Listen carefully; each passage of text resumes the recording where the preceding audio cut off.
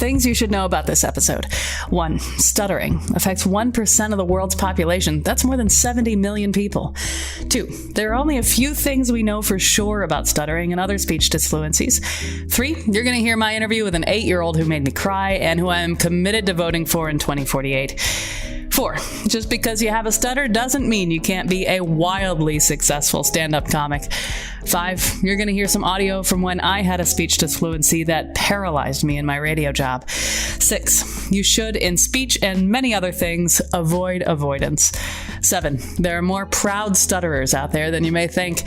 8. Since making this episode, my understanding of stuttering and other speech disfluencies has fundamentally changed, and I think yours might too. I'm Kyone Wolf. That's next on Audacious, right after the news.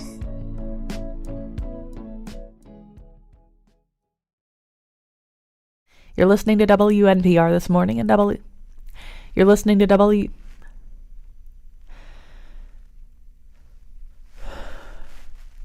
You're listening to WNPR this morning and You're listening to WNPR this morning and WNPR HD1 Meriden You're listening to WNP. You're listening to You're listening to WN. You're listening to W.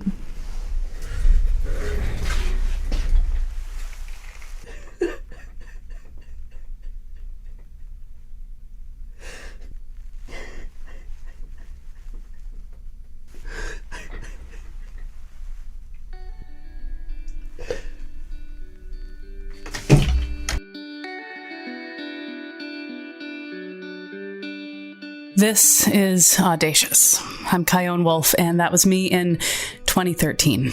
At the time, I was an announcer at Connecticut Public Radio, telling you the time, the weather, and at the top of every hour, a string of our station's call letters. And people had opinions about the way I say W. I'm at a farmer's market. Someone says they love the way I say that letter. No, I'm told I need to avoid avoidance. They say they love the way I say W. I'm at a restaurant. Someone says they love the way I say W. One guy even asked if I would send him a recording of me saying W over and over again. I get tweets, I get Facebook messages, emails full of praise about the way I say W. And that's a little weird, but that's great, right? I mean, praise rocks. But now and then, I get an email, or worse, my boss gets an email from someone saying that they have to turn the radio off every time I say that W, and that I'm saying it wrong.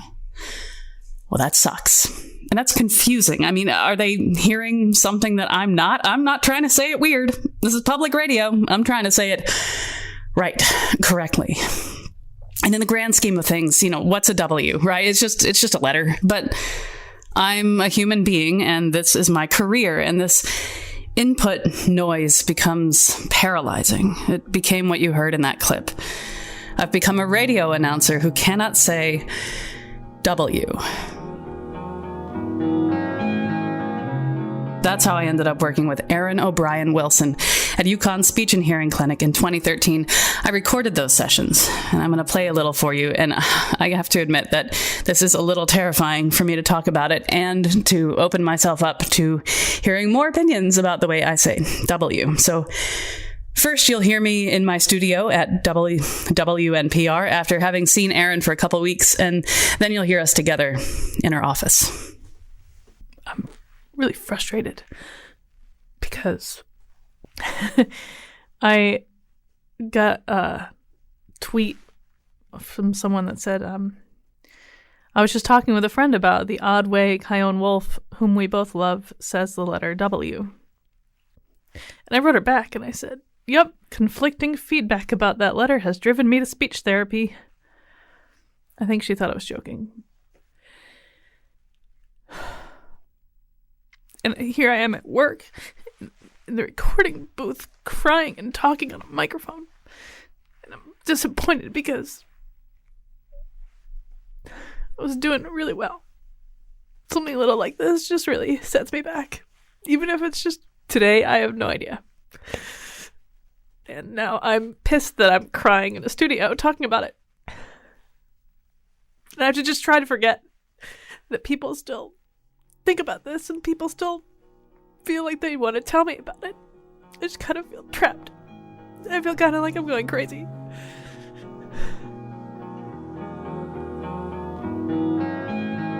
There was one bit of feedback that was different than all the others one time. This guy came up to me and immediately started bringing it up. And you know what? This is driving me crazy. And I told him that I was going to go, I'm getting help. He's like, really? It's that bad? Yeah. And the next day he emailed me a link to the Middletown Eye had written about this with me. Okay. And he said that the way that Chion Wolf says this letter, a lot of people think she's saying it wrong. But the thing is that so many people say it wrong, they think she's saying it wrong when really they are. And I'd never heard that before. Yeah. But it just goes to show you it was like a double-edged sword because that was really validating. Yeah. At the same time, they've written an article about it in the Middletown Eye with my name. And I think maybe the way we can reframe it is it's not about is it wrong or is it right? Because we could go talk to some phonetics people and say, okay, how do you pronounce W? But it doesn't matter. The fact is, like, this is how Chion Wolf says it. And you need to be comfortable with how you say it, and you just need to say there's no right and there's no wrong way, because as we heard from your other colleagues, everybody says it differently. And telling yourself, is it wrong? Is it right? Maybe that's not the direction that you should be going.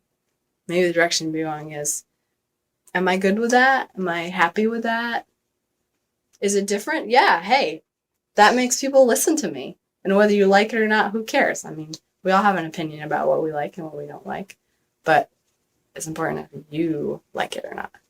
It's tough because you're talking about your identity. It's like your work identity. So I'm sort of figuring out what you want that to be. Mm. We are different scales of sensitive people. And so there's a point where you have to turn things off. Say, you know what? I'm going to do what I'm here to do, and I'm going to turn all that other stuff off. Yeah, I'm listening to it, but I'm just going to let it go. Yeah, let it pass through instead of sort of get stuck.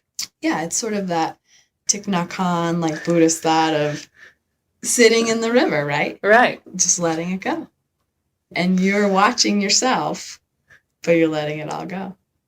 I gotta say, when I first started this therapy, I did not think it would go to Thich Nhat Hanh. I just didn't think it would go there. But now it makes perfect sense. Yeah. Eastern thought has some great tidbits that we can take for our own psyche, especially for people that struggle with disfluency stuff, because so much of it is our own perspective on ourselves. Yeah. It is kind of crazy knowing that this, not crazy, but knowing that I never had this problem until this external feedback. And then how I translate it in my head is what is so agonizing. And that's the weird thing, is that, like, no one's doing this to me. It's how I'm processing it and what I'm doing with it. And part of me is like, well, if I'm doing it to myself, that's both really frustrating and sad, but at the same time, it's really great, because if I'm doing it to myself, then I can change what I'm doing to myself. Exactly. That's a great place to start. More than anything, I just wanted to not care. I wanted to turn it off. I wanted to say thank you for those compliments. They make me feel really good. And meh to the people who hated the way I said W. Meh. Speech disfluencies are kind of mysterious. They're defined as breaks or disruptions that occur in the flow of speech. Some, like mine, come as a result of powerful, influential, and conflicting feedback. Some come as a result of an injury.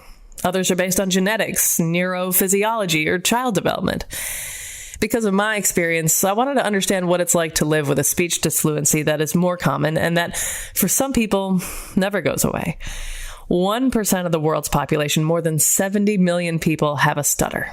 That's according to the National Stuttering Association. It's the most common speech disfluency. About 5% of children go through a period of stuttering. I met up with Alida Engel, a speech and language pathologist in New Haven, Connecticut. She's been doing this work for over 50 years. I asked her to give me some ground rules. When we talk about stuttering, what words are the right words to use? There's language, which is understanding what people are saying. It is sentence structure, it's vocabulary, and then there's speech. So stuttering falls under speech. With stuttering, you can have cluttering, and in England they call it stammering. Disfluencies, it's all the same. I have 2 clients right now who clutter. And What does it sound like? Can you do it? Well, I'm not sure if I can do it for you. It's not that easy to change because they're not aware that they're doing it. Where a person who stutters is very aware that they're doing it, and it causes all kinds of issues, emotional issues. My understanding of stuttering is that there's a little that we do know for sure, and there's a lot we don't, and that it's different for every person. It is. So what do we know for sure about stuttering? That it runs in families. That there's more men than women, more boys than girls. That if somebody in your family has had a stutter and they outgrow it, the chances are that you'll outgrow it as well. We know that most stuttering starts 2, 3, 4. 80% of those children outgrow.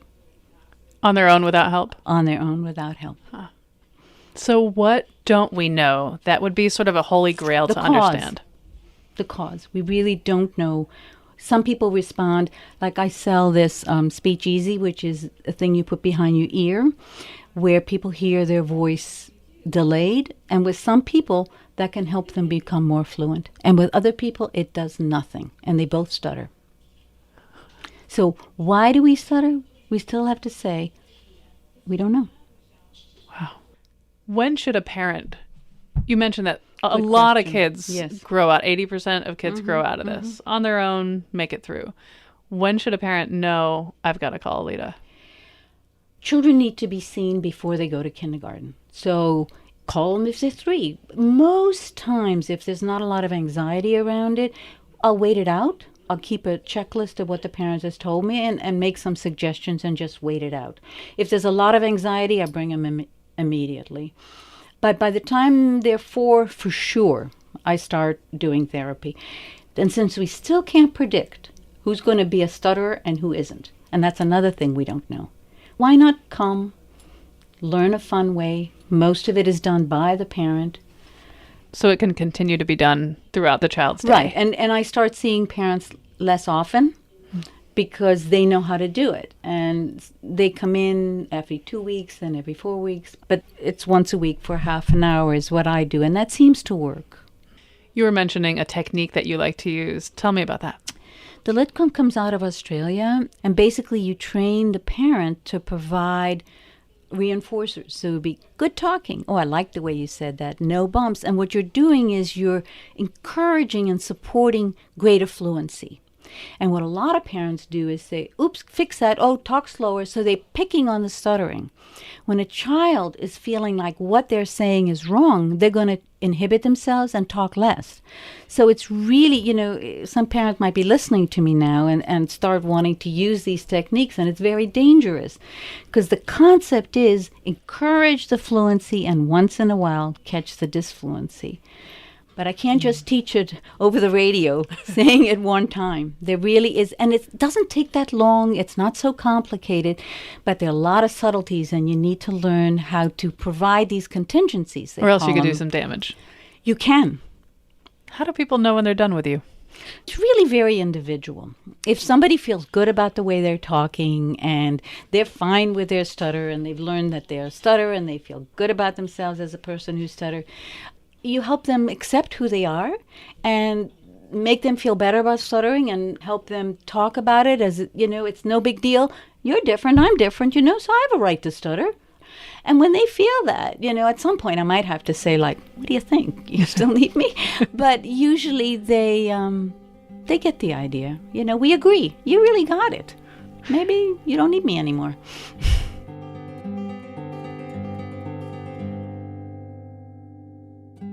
So Alida is walking this tightrope. On the one hand, for the youngest among us, she wants to help them get rid of the stutter.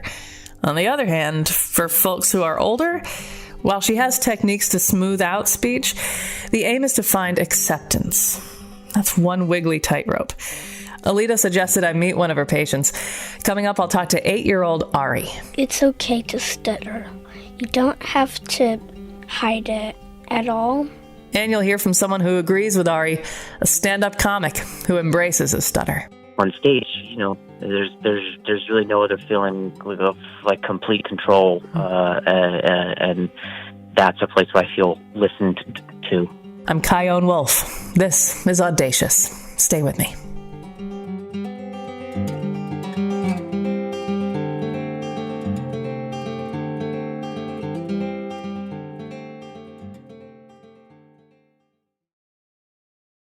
This is Audacious. I'm Chion Wolf.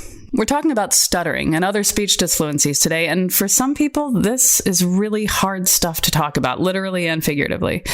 In the last segment, you met speech pathologist Alida Engel. She connected me with one of her clients, 8-year-old Ari Cobb, who's been giving his stuttering a lot of thought. I started out by asking if he has any words he loves saying. No, he says. And what words he hates saying. Words that make people feel bad. When you get in the car, it's time to see Alida. How do you feel?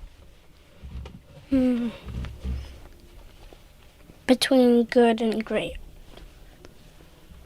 How do you feel when you leave every week?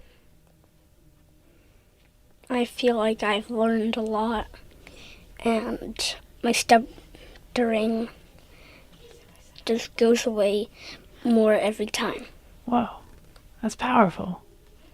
What would you say to another kid who stuttered?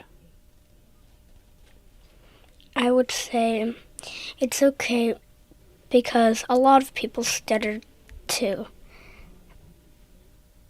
And I know a lot of people who stutter, even myself. How do your friends react to your stutter?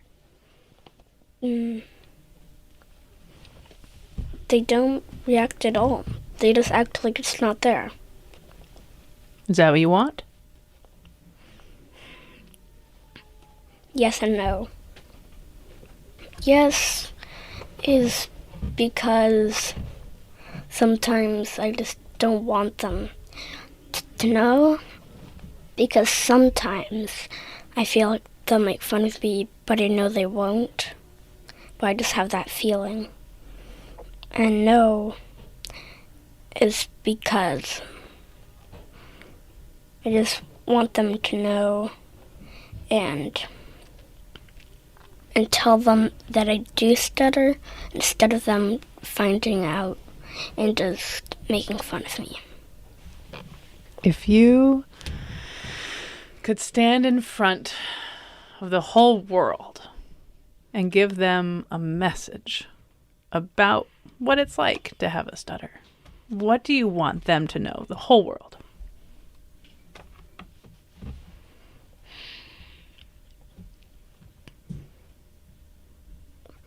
That it's okay to stutter. You don't have to hide it at all.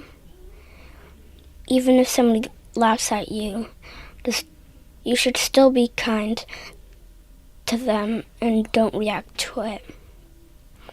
And feel like it's nothing, and just be glad that you're still learning.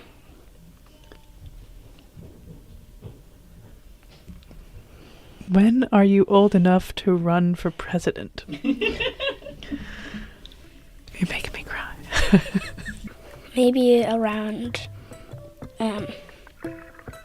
40 and 30. I'm not sure.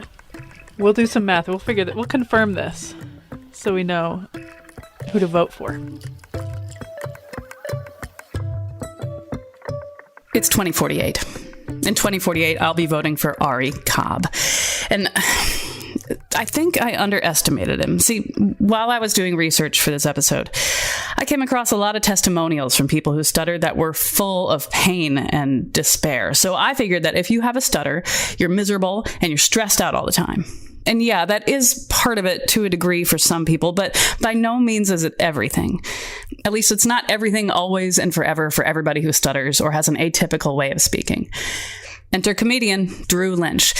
Drew's stutter began after an injury. Actually, he can explain it best from the stage. When I was 20, I was playing shortstop on a softball team, and a grounder got hit my way and actually blunted me in the throat, from which I'd fallen and hit my head. And that day, I had a minor vocal contusion with a major concussion. And I went home that day and went to sleep on the concussion, which you are not supposed to do. And then I woke up the next day, and so now I have a career. He's not kidding. Dude comes in second place in America's Got Talent Season 10. And since then, his career has grown and grown. He's performed all over the world. He sold out venues like crazy, and his social media feed is hilarious. But I have to confess, before I heard of Drew, when I'd picture a stand-up comic, I would not picture somebody with a stutter. But that's clearly a lack of my own imagination, so I expanded said imagination by chatting with Drew in between tour dates back in February. I asked him what makes him different. Oh, wow. Some people have expressed to me how, how it was an act of bravery or what courage or guts it takes to maybe go on stage, but I just didn't really see it that way. I kind of needed it because I think it's easy out in the world, and for many social interactions, it's easy to get stepped on or maybe dismissed. So on stage, there's really no other feeling of like complete control, and that's a place where I feel listened to. Some people refer to you as the stuttering comedian Drew Lynch. Do you ever wish you could just be referred to as comedian Drew Lynch, or better yet, Drew Lynch? I mean, is 100%. Is that label driving you crazy, or is it something else? Yeah, I mean, yeah, there's both edges of that sword, because in one way, yeah, there's so much content, there's so many comedians, there's so many inspiring acts and performers, and in a way, it's kind of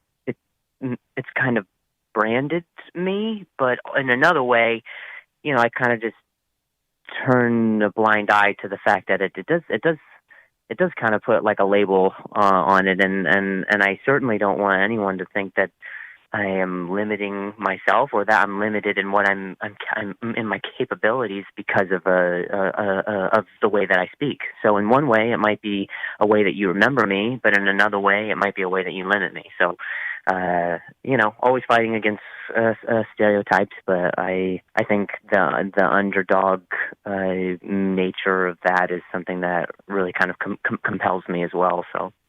A lot of your fans have a stutter. Most probably don't. But when fans come see you at your shows and they try to meet you afterwards or connect with you somehow, what are they asking? Like, what do they seem to need from you besides an awesome show? Wow. I am completely, or was completely unaware of what it was that people needed from me. And sometimes I feel like I lose sight of why I was doing that. Like, I know I started to do this in the first place because I just needed it. And then it became a thing where other people needed it from me. There's people who say like, hey, my son has a stutter and he's not old enough to be at the show, but I had to meet you because you're like his hero. Or some people, I mean, it's just as appreciated if someone just goes, hey man, like a stutter or not, you're just one of my favorites to watch. That to me is a huge compliment as well, because it means that they just see me for me and not me for a gimmick or a label. Like I feel so emotional right now, because I am always so, I just take for granted sometimes what it is that it means to some people, and maybe that's because maybe that's a reflection on what I value as my own self-worth, because I sometimes just don't, I don't really see myself as whatever it is that they might need, but that's a true testament to having to keep doing it, because you never know what difference you're making for someone, and at what time they'll find you and need you. That was comedian Drew Lynch. When we come back, you'll hear more audio from my speech therapy sessions that terrify me to have you hear. And I'm frustrated when I hear I overcame this stutter. That message says stuttering is wrong. Stuttering is bad. You know, there's nothing wrong with stuttering. Stuttering's okay. Yale PhD candidate and self-described proud stutterer Chris Harshaw on acceptance and finding his own way towards comfortable communication. I'm Kyone Wolf. This is Audacious. Be right back.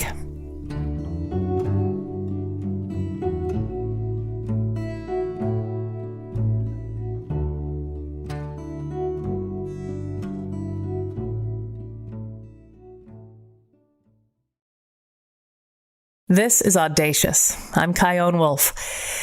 Today we're talking about the wide array of speech disfluencies that human beings have. We've met a speech therapist. We've met an 8-year-old future president who's in speech therapy. We've met a stand-up comic who has a stutter. And we've heard some audio from my struggles with disfluencies.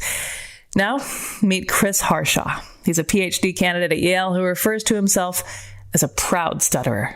My name's Christopher Harshaw, and I've been stuttering since I was born. I grew up in Texas, and I live in Connecticut now. So when you're experiencing times where you're stuttering, talk me through the mechanisms behind that. So if I'm at a party and I'm meeting someone, they don't know that I stutter. There's no reason they should know this. And so what's the first thing you do is you say your name, and almost everyone who stutters gets stuck on their name. So they'll say, "Hi, my name is this," and I'm thinking in my head, like, just don't stutter on your name. Don't stutter on your name. Like, "Oh, my name's Chris. It's good to meet you." And then I'm wondering, what are they thinking? And you're going to get stuck on the word oftentimes. And you're like bracing yourself to get when that word comes up. I feel that way less a lot now because I'm not wondering what's going to happen when they find out I stutter. I think a lot of times, definitely several years ago before going to therapy, speech therapy as an adult, I was thinking, like, what are they thinking? Do they think that I don't know what I'm saying? Do they think that I'm stupid? Am I taking up their time? There's all these things you're thinking, and that's what's going on when one is stuttering. One's not forgetting. Usually it's the opposite. You know exactly what you want to say, and you're going to get stuck, and that's a feeling it's difficult to describe, I think, to typically fluent speakers. Are there words, or I find it kind of cruel that the word stutter is a difficult word for even fluent speakers to say. It's such a jerk word. Yeah. But are there words or consonant clusters or other than your name that you always find yourself up against? Yeah. Usually B's or P's. So if we're in the going beginning of the word or in the middle of it? Sometimes doesn't matter. In the beginning. I mean, I forget a lot of the very special jargon that's used to describe this, but I think that these like plosives, like B and P, I was just a few hours ago giving some initials, JGB, and to soften, to not get stuck on the last B, I said it as a so P. So the person wrote down P. Is that something that's a result of therapy? Yeah, I think there are some techniques that I'm using that, soften the blow of the plosives, and sometimes that leads them to be what's called unvoiced. Maybe a little bit off here. But has a voice to it. B. P. P is the same sound as without the voice. Huh. So sometimes when you're doing some kind of what's called easy onset, like I saw a bear, like I'm stretching out that B. The other day I ran into a bear, or I saw a tree and I picked a pear, and it's easy to ramp slip into one. it. Yeah. So yeah, I guess there's a couple sounds, B's, P's. I can get stuck on T sometimes, especially there are certain phrases. So if we're sitting down and having a conversation, I might be much more comfortable. I don't feel like there's a time pressure.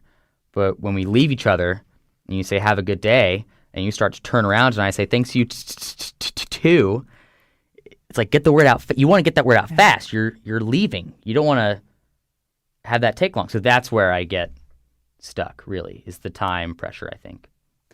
What is the worst thing someone can do or say to you as you're stuttering? I think that most people aren't coming from a malicious place. In my adult life, I've had this happen only 2 or 3 times. A real malicious adult says something really malicious.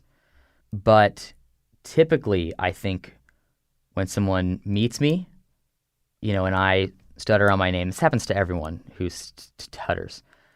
But I meet someone, I say, hello, my name's Chris. And they go, oh, did you forget your name? Or, oh, why? What's up with that? How'd you... Which I understand they want to be friendly, they're making a fun joke, but I think that they don't know that's how I talk. So my response to that, I think I used to say, oh, it's early in the morning, or oh, I haven't had coffee yet, or oh, I used to just whatever. But now I just say that's how I talk. I have a speech impediment. I have a stutter. That's it. Sometimes it might feel bad as if they just offended me. And yeah, it wasn't super nice to hear, but I wasn't terribly offended. And I want to let them know that. So in the future, if that happens to someone else, that they, have a little more compassion or possibly understand that somebody could have a speech impediment. Yeah. People may have different opinions on this, but I think across the board, most stutterers don't like when someone finishes their words for them. Because if they started on the word, we've decided we're saying it. Like if you avoided it, if you didn't speak at all, that's one thing. But once you want to say the word and you're saying it, I'd rather be able to say it. So sometimes if I'm getting stuck on a word and someone finishes it for me, I might just switch and say a different word. just to, and then say, no, you're right. That's what I was going to say. Just throw it back. When you're stuttering, how much of it for you is your self-consciousness, your sort of preloaded, I know I'm going to screw up on my name, or I know this consonant cluster or whatever is going to mess me up. And how much of it do you think is like a wiring in your head? For me, it's tremendously how I'm feeling about the person I'm speaking with, or so if I feel rushed, I'm ordering, food or drinks or something, there's a big line, I feel very rushed, I'm going to be stuttering a lot. If I'm with friends at a park and we're sitting down and we're relaxed, nothing's going on, there's no rush, I'm very fluent. There is some hard wiring.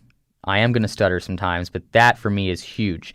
And what that means for me is that when I'm speaking, if I can get to a comfortable place in my head, if I can not worry about what people are thinking, if I can, I don't want to say be calmer, it's not just being calm, then I become very fluent. Then I'm very fluent in those situations. So there is some amount of unavoidableness, but for me, typically it's how comfortable I am in myself. I think that's really it. I hear a lot about people who stutter don't like talking on the phone. Is that true for you? Oh, yeah. Why is that? Well, I should say this. I love talking. I love talking on the phone. I get stuck so much on the phone. And here's why I get stuck on the phone.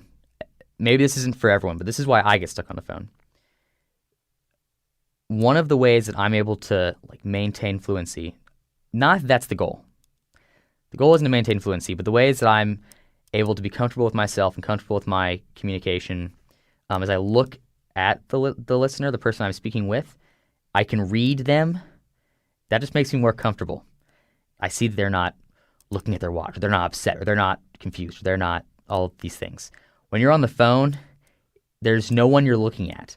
And sometimes people on the phone are rushed, or you can't hear yourself. Or if I stutter on the phone, like, hey, this is Chris, they'll say, are you breaking up? Are we going through a tunnel? Is there static? Which is completely reasonable for them to think. Then I have to start explaining this, and I'm getting stuck in the phone, so now it sounds like I'm still going under a tunnel. We're stuck. No, I'm fine. This is how I always talk. I've only been hung up on the phone once or twice for this reason, but yeah, it definitely happens. It's tough to read someone on the phone. Now, once you're in that moment, once you're comfortable with that person you're speaking with, it's very fine. But that's really it. So I've recently I was doing an interview with a company, and we were emailing, and they said, we do phone calls, phone interviews, we do Skype interviews, and by the way, so it might be one of these, and by the way, if you have a disability, we're there to accommodate whatever that is. And so for the first time, I thought, do I have a disability? Do I tell them I'd like to talk on Skype because that's what's easier for me? Like, it's very tough. I guess I have a disability. I don't know. I don't know what that means, but I did ask for the Skype interview, and it was great. They were so kind, and they said that's not a problem, and it was so much easier for me, and I'm glad that they offered that, and I'm glad that I accepted that, because who knows, I could have been stuck for a lot longer of the time. When Chris and I recorded this interview earlier this year, Joe Biden had been in the news talking about his stutter. Here's a clip from a CNN town hall with Anderson Cooper in February. I would practice and practice and practice because I was determined to overcome it. I was led to believe I could, and I basically did. There was a lot more about stuttering in the news back then. Then Press Secretary Sarah Huckabee Sanders tweeted mocking Biden's stutter after a debate, and then she apologized. Captain Sully Sullenberger, the pilot who landed his plane in the Hudson, wrote an op-ed in the New York Times about overcoming his stutter. And at the time, Chris sent me an email saying that he was infuriated and upset with those people mocking stuttering, but he was more frustrated with Biden's language around stuttering, saying things like he overcame his stutter, as if it's something to be overcome. I asked Chris to tell me more. I'll preface once by saying that everything I'm about to say, I'm removing the politics of how I feel about I have strong feelings about all these people, and I'm putting them aside to say this. I'm going to try to only say that once. Sure. The second disclaimer is that, I don't know Joe Biden. This is how I feel. I've seen videos of Joe Biden speaking to different stuttering communities, and I've read some of the tweets that came out when that big back and forth happened, and so much of Joe Biden's language, and from the New York Times piece that you sent me, yeah. his language as well, has been focused on overcoming. I used to stutter, and I overcame it. I'm a big, strong man. I overcame it. I used to stutter when I was a kid, and there are so many kids that stutter now. And think about the kids when you're making fun, or how is it going to affect these kids? These kids can overcome it, and they will. I don't know. I personally know so many adults, now that I've interfaced and interacted with the stuttering community. I know so many adults who stutter. Stuttering is not a thing that just kids do. Stuttering isn't a thing to overcome. You can't. The science shows you can't get rid of your stutter past early adolescence. I'm frustrated when I hear I overcame this stutter. I'm frustrated by that because I wonder how many adults there are who hear that message, who are much like I used to be, and a lot of people who stutter are. If they're frustrated with their stutter and they're angry at why can't they be communicating the way typically fluent people, do, and they hear that message says stuttering is wrong. Stuttering is bad. I used to stutter. There's nothing wrong with stuttering. Stuttering's okay. Ironically, that makes you more fluent once you think that. That is ironic. Yeah, it's just a really frustrating thing to hear. I think it's very unfair to characterize it like that.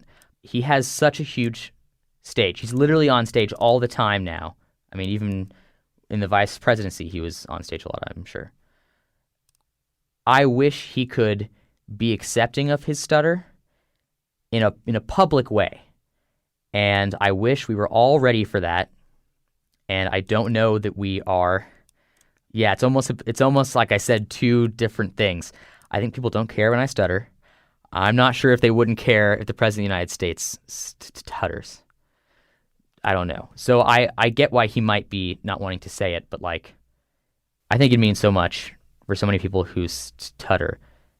If people were accepting of their stutters, You also said in your email, you said stuttering is okay. It's something that should be accepted, embraced even, rather than cured.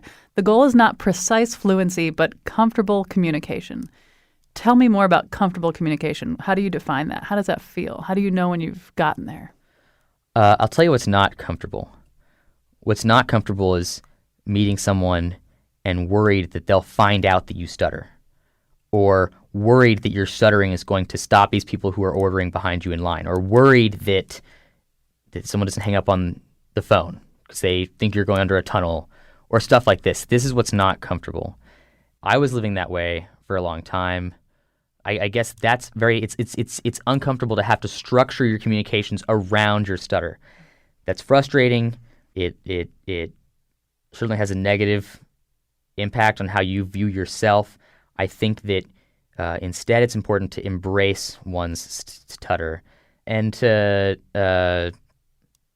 I'm not stuttering now. I'm just trying to think of a word. I guess it's like it's so much better to not have to worry about those things. You live a better life when you're not trying to hide all the time. And that's true in so many ways. And we all have things about ourselves that we try to hide. When yours is manifested in your speech, you have to confront it. You don't have to, but it's better to be accepting, and comfortable communication is not worrying about how you're speaking and how others are perceiving you. So the sound of comfortable communication could sound exactly like you a year ago, 2 years ago, 3 years ago, but the difference is that you are at ease to the degree to which you can be, because you're a human being, so there's always some tension, but you're at ease as much as you can be. Yeah. It would be fine for me to be stuttering on every other word if I felt fine, if I felt comfortable. I think typically it's not going to happen when I feel comfortable. I'm going to be very fluent, as I am now. But yeah, I think the goal isn't to speak cleanly and crisply in the Crete, in the street. I think I screwed that one up. But that's not the goal. We're so much happier when we don't view that as the goal. So if you think that overcoming and hiding your stutter is success and you must keep hiding it, that's a terrible burden to be bearing. And I don't want that for anyone else. I don't want that for myself. All right, the next questions, the final questions in my Google Doc, I've entitled Big Ass Questions. Perfect. If you could turn it off, would you?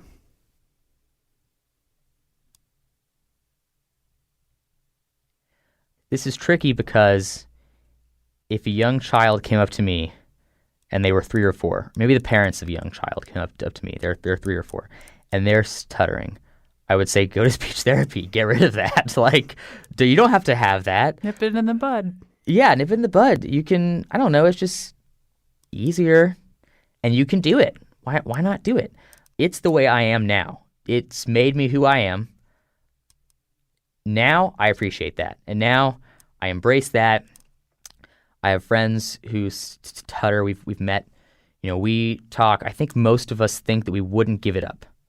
I think people who have accepted their stutter wouldn't give it up. 3 years ago, I would have been like, turn it off. I'll hit the button 1,000 times. I hate this. I'd do anything to get rid of this. But now that I'm in an accepting place, no. Why turn it off? I feel comfortable in so many more places now.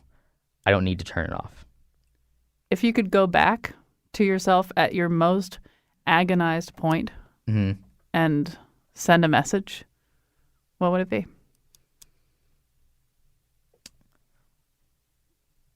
Just that it's okay. It's okay to stutter. Tearing up a bit. That it's okay. People don't perceive you as you're not taking up anyone's time. You deserve that time.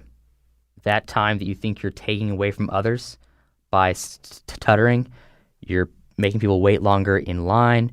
You're making people wait as they are trying to This time you're making them wait. You deserve that time. I'm tearing up. Yeah. That's what I would tell myself. To me, Chris embodies this goal, this life of balance. Aaron, Alida, Ari, Drew, and Chris, all the people you've heard this hour, they're all saying the same thing.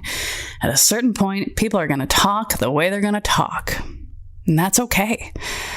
I wanted to play you one more clip from my work with Aaron O'Brien Wilson from UConn's Speech and Hearing Clinic back in 2013 when I was struggling with the right way to say W.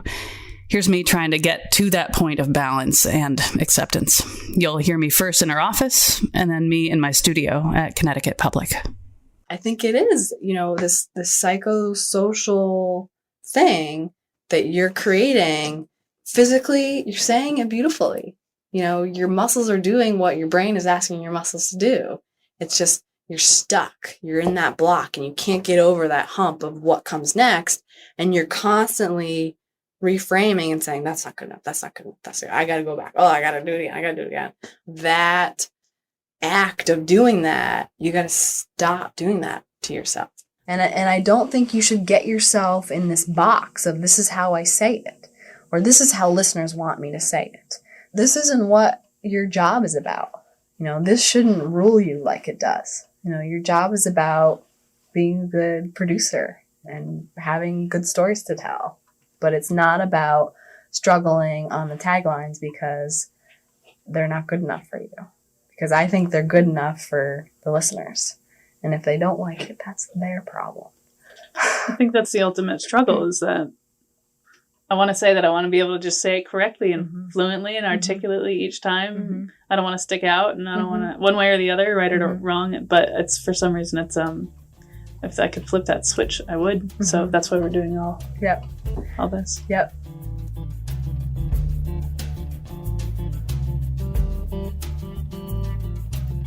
I feel like the ultimate goal is to not care. But I do care. I feel like caring helps me get better. I care about the quality of my voice and how it reflects the radio station, and it's important that the radio station sounds good. Part of the advice was to kind of come out and say that I'm working on this. Sometimes I wonder if people were thinking I was overreacting. I could just picture some people rolling their eyes. I just did it to myself. I did do it to myself. But I'm trying to stop. It's a stupid letter. It's just a stupid letter.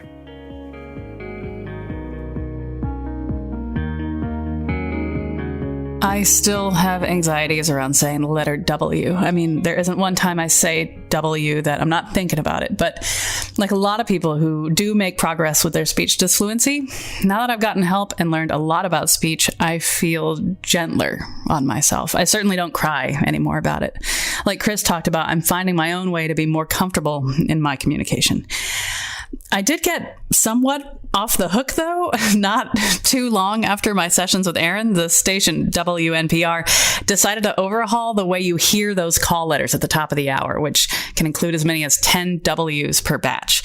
We recorded a bunch of people on the street saying them and made them into a montage. And I gotta tell you, when I hear that montage, it feels so amazing. Everybody says W differently. And even better, nobody seems to be agonizing over the way they say it. It's so beautiful. This is Connecticut Public Radio. WNPR and WNPR HD1 Meriden at 90.5. WPKT and WPKT. Listen to them. So carefree and varied. WEDW FM Stanford at 88.5. WRLI. No one's worried about the way they say W. WECS Willimantic at 90.1. W258 AC Stores at 99.5. And WNPR.org. Audacious is produced by me and Katie Tolarski at WNPR, Connecticut Public Radio in Hartford, and you can subscribe to our show at ctpublic.org/audacious. You can find me on Facebook, Instagram, and Twitter at Kyone Wolf. And if speech disfluencies are a part of your life, I really want to hear your thoughts. My email is cwolf@ctpublic.org. Thanks for listening.